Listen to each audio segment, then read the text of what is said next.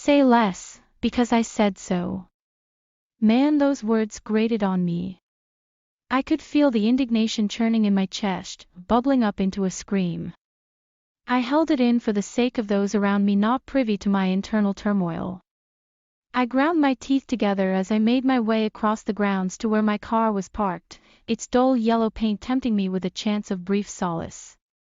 Because I said so. I bit the words off in my head as I slammed the driver's door behind me and dumped my bag onto the passenger seat. I heard those 4 words all too often and yet never had the chance to say them. Hell, even if I did, I knew it wouldn't end the conversation like it did for everyone else. This time it was my history professor. He finds it argumentative to ask a question he doesn't know the answer to. Actually, I am fairly sure he finds questions in general argumentative, which I personally feel is counterintuitive to the professor of history part of his title. I hit the steering wheel, held on tight and squeezed until my knuckles turned white. Then sighed in resignation and rested my head against my hands. I breathed a couple deep breaths, tried to calm myself, swaying between imagining the highly improbable scenario where I embarrass my professor intellectually and telling myself that he wasn't worth my time. Eventually time ran out and I was forced to exit the confines of my unfairly abused car and head to my practical arts class. I re-emerged frustrated but resigned to my lot in life and stalked across the grounds to the great concrete and brick building, intent on working my emotions into a work of art somehow. Mrs. Aberway barely brushed halfway up the door frame as she came into the studio, her short icy blonde hair stiffly spiked so that no breeze stood a chance in disheveling it. She had glasses propped on the end of her nose and a delicate chain that would catch them should they dare fall from such a precarious perch. I had often suspected that they were entirely a fashion choice and not for improved vision. Her skirt swished dramatically as she turned to the class and gestured wide. Charcoal, it is a tedious tool designed to challenge an artist's mastery of the balance between freedom and restraint. If you are too delicate, it will be underwhelming. Put too much down and it will simply become a mess. She continued her instructions on the day's project as she handed out charcoal and smudge sticks. I stared at the blank paper for some time, thinking about my own inability to find balance in several elements of my life. It was a battle I had been losing in almost every category for a long while. My own personal demon, once the idea had breached my mind, there was no destroying it. The charcoal cut across the paper, gouging deep lines and harsh angles. I felt the frustrations of the day spilling out into pointed horns, needle-sharp teeth, and deep-set eyes. Black dust coated the paper and I smudged curls of smoke into it before brushing away the excess. My hands were blackened, my edges imperfect, but the image looked back at me with understanding. I smiled. After a short time of me staring at my paper, a small "tsk" sounded behind me. Startled by the sudden snap from my focus, I whirled around to see that sharp, ice-blonde hair and far too daringly perched glasses. Looking past them, I noticed the look of displeasure plastered on her face as she peered over my shoulder. No eraser could handle that heinous amount of pigment. Her words were twisted with the attempt to make her words sound humorous and fell short due to her blatant dislike my work. I looked at her, the disbelief evident on my face, with my mouth ajar and eyes wide. Frowning, I snapped my mouth shut and exhaled through my nose. Sometimes, expression demands a heavy hand. I finally retorted, trying not to sound smug that I had formed a coherent sentence after being shut down so starkly. Yes, well, you have gone beyond a heavy hand and fallen into. She paused, trying to find the right word. Disaster. She finished flatly, gesturing at my desk. Well, I think that your opinion is clouded by your own artistic tastes. That doesn't mean that my drawing is wrong. I could feel the anger stir in me again. She laughed. It was flat and tasted nothing like amusement.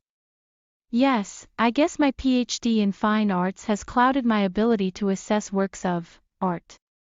She muttered, wandering off to find someone else to terrorize. Her pause before the word art was not lost on me, and I felt that stir of anger morph into a quake. She hadn't said the words, but her dismissive attitude had the same flavor as any other kind. Grabbing the small nub of charcoal that remained, I ground the words, "May my anger give life to my demons," in harsh lettering across the face I had sketched. I stared at the words as a torrent of feelings all related to this dark-eyed entity churned within me. I felt something shift inside me. I swore I heard a crack and a deep, wind-whipped gr. Nói ít hơn, bởi vì tôi nói thế, người đàn ông những từ đó mài mòn tôi. Tôi có thể cảm thấy sự phẫn nộ đang trào dâng trong lòng ngực, sôi lên thành tiếng hét. Tôi đã giữ nó vì lợi ích của những người xung quanh tôi, không giấu giếm sự xáo trộn nội bộ của tôi. Tôi nghiến răng nghiến lợi khi đi qua khu đất đến nơi chiếc xe của tôi đang đậu, màu sơn vàng xỉn của nó hấp dẫn tôi một cơ hội an ủi ngắn ngủi. Tại vì tôi đã nói. Vì thế, tôi cắn câu nói trong đầu khi đóng sầm cửa tài xế phía sau và vứt túi xách lên ghế phụ. Tôi đã nghe 4 từ đó quá thường xuyên và chưa bao giờ có cơ hội để nói chúng, chết tiệt, ngay cả khi tôi biết nó sẽ không kết thúc cuộc trò chuyện như những người khác. Lần này là giáo sư lịch sử của tôi, anh ta thấy thật là tranh luận khi đặt một câu hỏi mà anh ta không biết câu trả lời. Trên thực tế, tôi khá chắc chắn rằng anh ấy tìm thấy những câu hỏi mang tính tranh luận chung, điều mà cá nhân tôi cảm thấy trái ngược với phần giáo sư lịch sử. Trong chức danh của anh ấy, tôi đánh tay lái, giữ chặt và siết chặt cho đến khi các khớp ngón tay trắng bệch, rồi thở dài cam chịu và tựa đầu vào tay tôi. Tôi thở sâu vài hơi và cố gắng trấn tĩnh bản thân, lắc lư giữa việc tưởng tượng ra một kịch bản rất khó xảy ra, nơi tôi làm cho giáo sư của mình xấu hổ về mặt trí tuệ và tự nhủ rằng ông ấy không xứng đáng với thời gian của tôi. Cuối cùng thì thời gian cũng cạn kiệt và tôi buộc phải thoát ra khỏi giới hạn của chiếc xe bị lạm dụng một cách bất công và đi đến lớp nghệ thuật thực hành của tôi.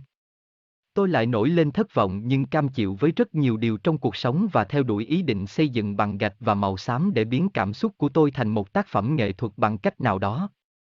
Bà Aberway hầu như không phủi nửa khung cửa lên khi vào phòng thu, mái tóc ngắn màu vàng băng của bà cứng nhắc để không một cơn gió nào có cơ hội làm rối tung nó. Cô ấy có một chiếc kính gắn ở cuối mũi và một sợi dây xích mỏng manh có thể bắt họ nếu họ dám rơi xuống từ một con cá rô bấp bênh như vậy. Tôi thường nghi ngờ rằng chúng hoàn toàn là một lựa chọn thời trang chứ không phải để cải thiện tầm nhìn.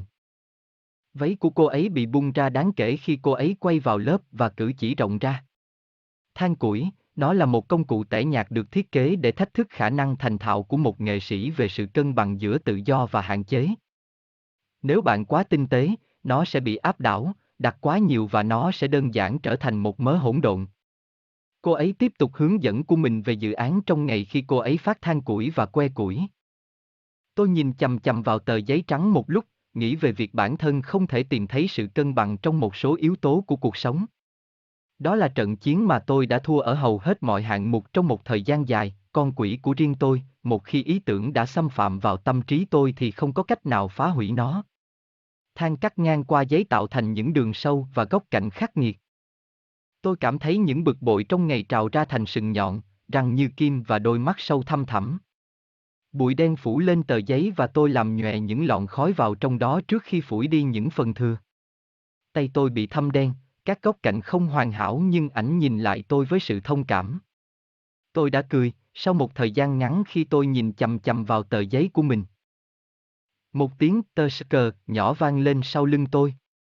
Bị giật mình vì bất ngờ bị mất tiêu điểm, tôi quay ngoắt lại để thấy mái tóc vàng băng sắc nhọn và cặp kính dài đến ngang lưng đầy táo bạo.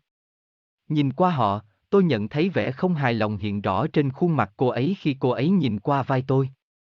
Không có cục tẩy nào có thể xử lý lượng sắc tố ghê gớm đó. Lời nói của cô ấy bị vặn vẹo với nỗ lực làm cho lời nói của cô ấy nghe có vẻ hài hước và ngắn gọn lại do cô ấy không thích công việc của tôi một cách trắng trợn. Tôi nhìn cô ấy, sự hoài nghi hiện rõ trên khuôn mặt, miệng há hốc và mắt mở to. Cau mày, tôi ngậm chặt miệng và thở ra bằng mũi, đôi khi, biểu hiện đòi hỏi một bàn tay nặng nề. Cuối cùng tôi đáp lại, cố gắng không ra vẻ tự mãn rằng tôi đã hình thành một câu mạch lạc sau khi bị ngắt lời một cách rõ ràng. Vâng, tốt, bạn đã vượt qua một bàn tay nặng nề và rơi vào. Cô dừng lại khi cố gắng tìm từ thích hợp. Thảm họa.